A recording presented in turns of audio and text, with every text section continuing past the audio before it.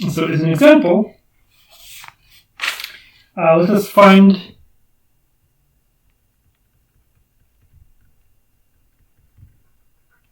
the arc length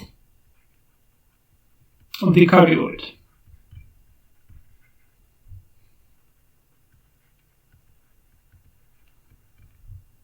R equals 1 plus sine theta.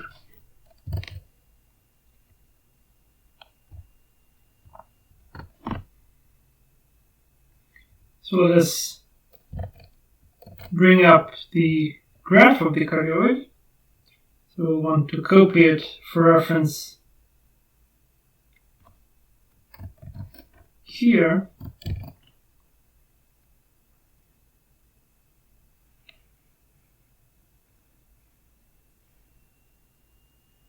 Okay, so here we have our cardioid, we have the equation for the arc length. Let's go ahead and find the arc length of the cardioid. So we have to specify which angles alpha and beta we're going to use. And initially we are going to simply use 0 and 2 pi. So in general, we will need to integrate over a half period, over the period for theta, and it doesn't matter which period we choose. We could integrate over, say, minus pi to pi and so on. So in general, it does not matter which period we use. So in fact, for this particular curve, it will be beneficial to use not 0 to 2 pi, even though we can do that, but it will be convenient to use slightly different period. But we'll get to that in a second, and I'll explain why we want to use a different range for theta here. So according to the formula, we have to integrate square root of r squared, which is 1 plus sine theta squared, plus r prime, so we'll need the derivative of r with respect to theta, which is just cosine theta. So here we'll put cosine theta squared and integrate everything with respect to d theta.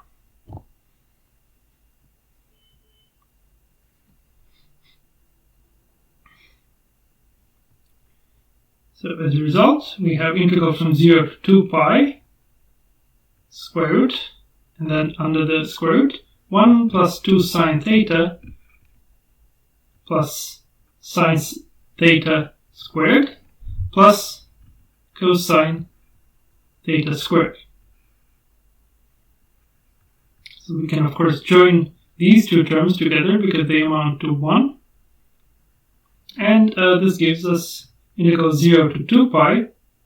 But again, as I mentioned, we're going to change this range in a second. So under the radical we have 2 times 1 plus sine theta.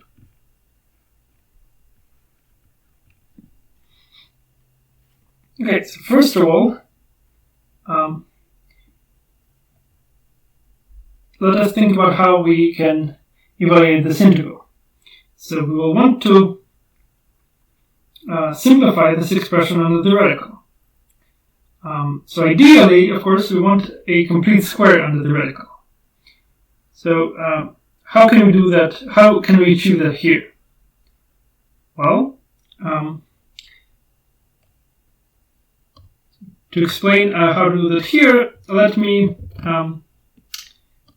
remind you about the half-angle formula. So this will be a little digression, which will be useful in what we're about to do. So our goal is to have a complete square under the radical. How are we going to do that? Okay. So recall the half-angle formulas.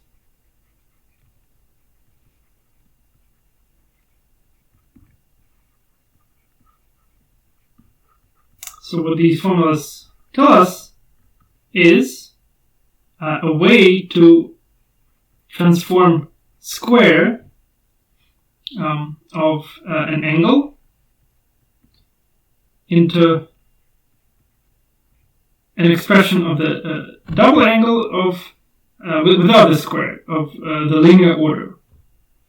So we have that cosine squared of A is 1/2 1 plus cosine of 2A, and sine squared of A is 1/2 1 minus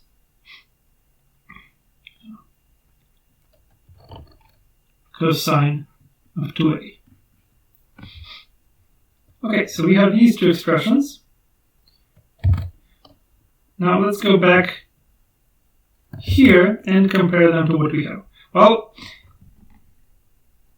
here we would be good if we had 1 plus cosine of theta inside parentheses, because then we would say, okay, well, 1 plus cosine of theta, so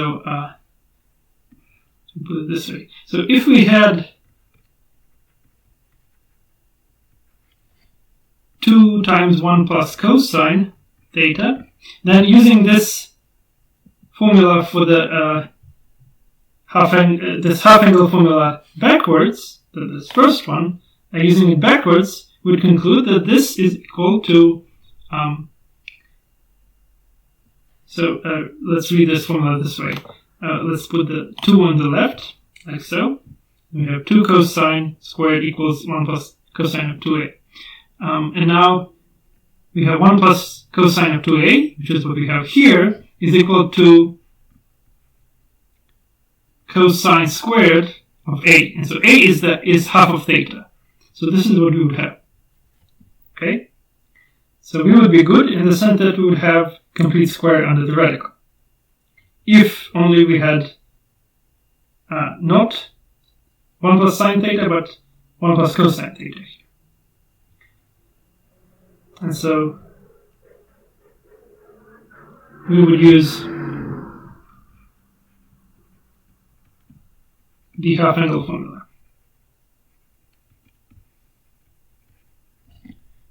Backwards.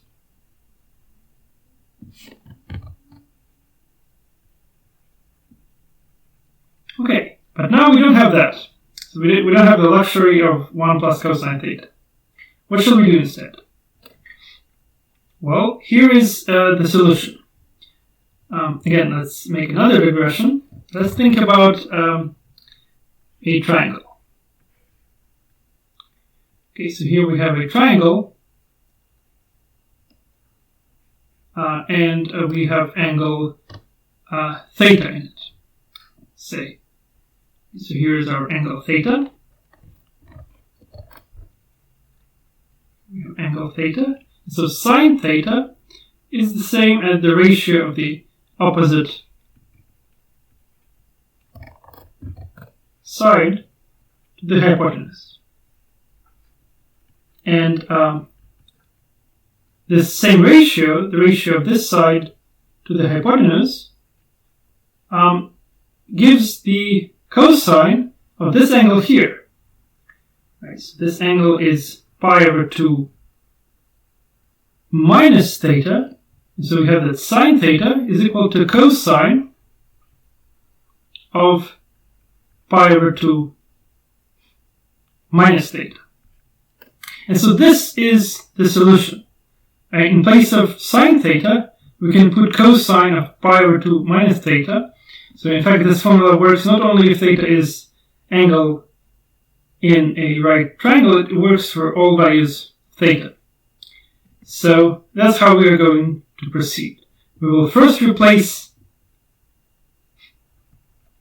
sine theta in here with cosine of pi minus theta, and then use this trick we had for cosine. So, the first step will be to replace sine theta with cosine of pi over 2 minus theta. Here we have the integral, square root, 2 times 1 plus cosine of pi over 2 minus theta. Great. So we're one step closer to applying the half-angle formula. We're now ready to apply it. So according to the formula, 1 plus cosine of something is 2 times cosine squared of half of that angle. So in this context, it will give us that our integral is equal to 2 times, and then we'll replace this sum, 1 plus cosine of some angle. So think of this angle as 2a. Then as an output, we'll have cosine squared of the angle a. So half of this argument here. So we have 2 times 2 cosine squared of pi over 2 minus theta, everything divided by 2. Okay? And so this is now a complete square. We have integral 0 to 2 pi 4 times cosine squared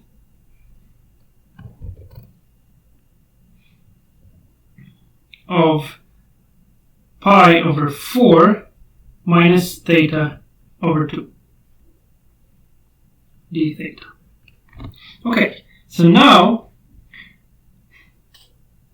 we need to think a little bit about the range that we're going to use in this integral. So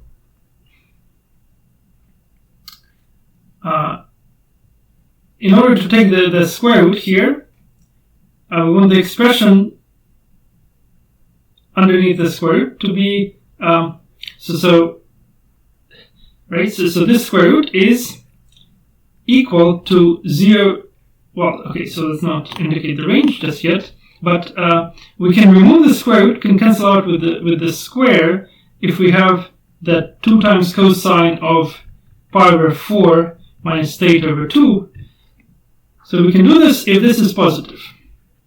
If it's not positive, so basically here's what I'm using. The square root of something squared is equal to absolute value of that something. Right? So in general, we have to put absolute value here, but if it's positive, we don't have to do that. So the idea is now that we will restrict the integral to thetas on which this difference is this difference gives us positive values of cosine. Okay, and here is how we're going to do it. So we're going to integrate, to evaluate this integral, not from 0 to 2 pi, but instead from minus pi over 2 to pi over 2, and then double it. So the idea is that we're basically just computing the arc length of this part. Right, this is the range minus pi over 2 to pi over 2, and then just doubling it. And so we'll have to make this change in all the integrals below. So this is a valid thing to do because, well, as I mentioned, we can pick any range that we like. And so if we choose this range and then take into account that the integral from pi over 2 to 3 pi over 2 is the same as the one from minus pi over 2 to pi over 2, just because there's a symmetry to this curve here, and the arc length of the part on the left half is the same with the arc length of the right half. And so what we're doing is just we're computing the arc length only of the right half. Okay, and so that is done like so.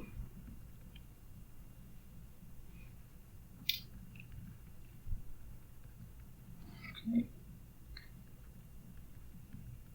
And so this will allow us to only deal with values of cosine of pi over 4 minus theta over 2 only for values of theta for which this expression is positive. So we won't need to deal with absolute values at this step. So this is a bit of a trick, though, of an ad hoc trick, in the sense that in general you don't have a symmetric curve, so you can't do what we just did, and you actually have to deal with absolute values upon cancelling the square root. But we're lucky in that our curve is symmetric.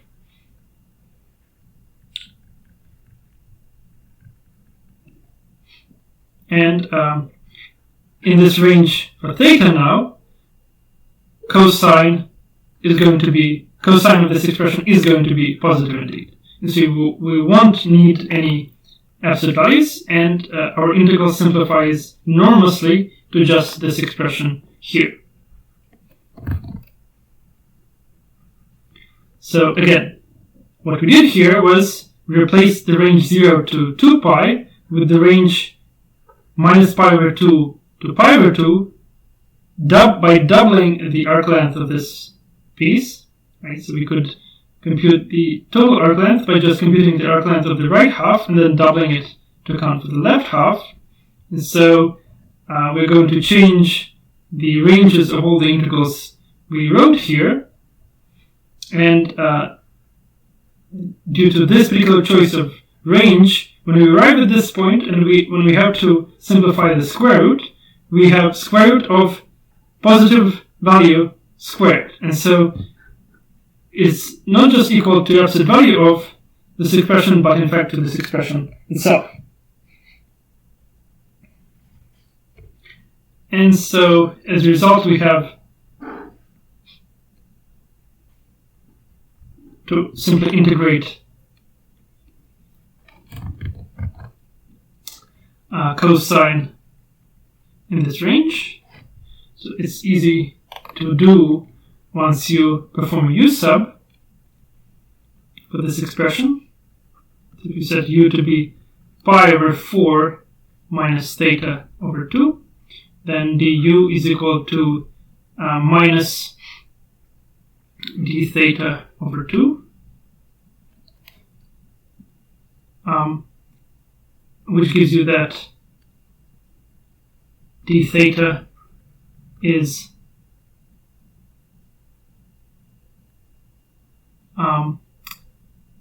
minus 2 du. And so this results in the following. We'll have 4 times the integral from, pi over 2. So if I plug in minus pi over 2 for theta, I'll get pi over 4 minus pi over 4. So that gives me pi over 2 here. And then the upper bound gives me pi over 4 minus pi over 4, so that's 0. And I have cosine of u. Then d theta becomes minus 2 du. I will use the minus 1 factor to reverse the bounds of integration. So I'll get 8 and then 0 to pi over 2. The integral of cosine of u du. So this gives me 8 times sine of u from 0 to pi over 2. This difference is equal to 1, and so I just end up with 8. So 8 is the arc length of the cardioid.